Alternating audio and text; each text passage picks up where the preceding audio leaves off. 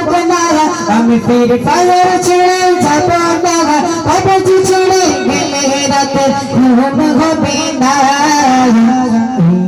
মেরে জীবন গলার হয় না তুলনা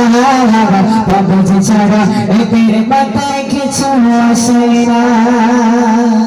সকাল হয়েছে এখন মা ডাকছে এখন সে মা তো এদিক থেকে ডেকে ডেকে পাগল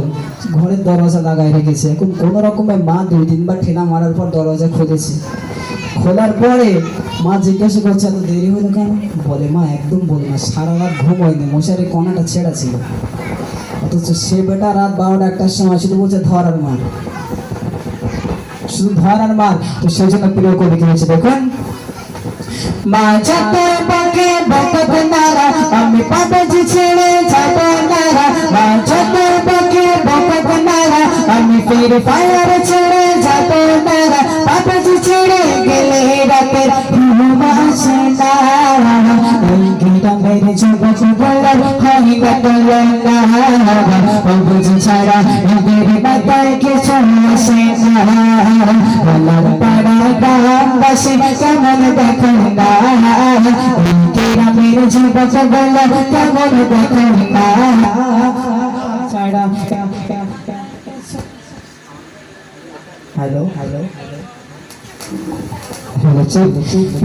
ছাড়া এদের মাথায় কিছু আসে না তোকে শেষ করলে বিশেষ করে যেসব মেয়ে ছেলেরা ছোট ছোট স্কুলেতে যায় তো স্কুলে প্রথম যেহেতু ভালো রেজাল্ট এই পাবজি ফ্রি ফায়ার ওঠার পরে আগে স্কুলে গিয়ে বাচ্চা কাচ্চারা তার আগের দিন